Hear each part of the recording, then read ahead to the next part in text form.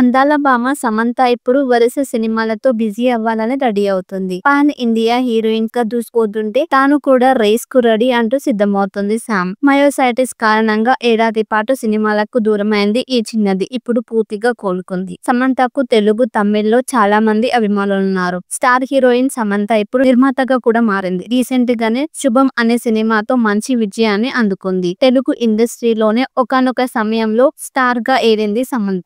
ఏ star hero cinema చూసినా heroine గా సమంతనే ఉండేది. అయితే గత కొంతకాలంగా సమంత సినిమాలు చేయటం లేదు. మొన్నటి వరకు మయోసైటిస్ తో బాధపడిన సమంత ఇప్పుడిప్పుడే కోలుకుంటుంది. అలాగే ఏడాది పాటు సినిమాలకు బ్రేక్ తీసుకున్న విషయం తెలిసిందే. ఇప్పుడు తిరిగి సినిమాలతో బిజీగా మారిపోయింది. ఇది ఇలా ఉంటే ఈ మధ్య సమంత మరోసారి రిలేషన్షిప్ లో ఉందంటూ రకరకాల వార్తలు వినిపిస్తున్నాయి. నాగ చైతన్యతో విడిపోయిన తర్వాత సామ్ కొన్ని కష్టతరమైన పరిస్థితులు ఎదుర్కొంది. విడిపోయిన తర్వాత నాగ చైతన్య శోభితను పెళ్లి చేసుకున్న విషయం తెలిసిందే. దాంతో ఇప్పుడు సమంత కూడా రెండో పెళ్లి చేసుకోబోతుందని టాక్ వినిపిస్తుంది. కాగా దర్శకుడు రాజ్ నిడివోరుతో సమంత డేటింగ్ చేస్తుందని కొద్ది రోజులుగా వార్తలు వినిపిస్తున్నాయి. ఫ్యామిలీ మ్యాన్ సిరీస్ తో రాజ్ నిడివోరు పాపులర్ అయ్యారు. ఈ మధ్య కాలంలో సమంత, రాజ్ నిడివోరు కలిసి ఉన్న ఫోటోలు సోషల్ మీడియాలో తెగ చక్కర్లు కొడుతున్నాయి. దీంతో ఈ ఇద్దరు డేటింగ్ చేస్తున్నారంటూ వార్తలు పుట్టుకొచ్చాయి. ఇక రీసెంట్ గా సమంత నిర్మాతగా చేసిన శుభం సినిమాకు సంబంధించిన కొన్ని ఫోటోలను సోషల్ మీడియాలో పంచుకుంది. ఈ ఫోటోల్లో సమంతతో పాటు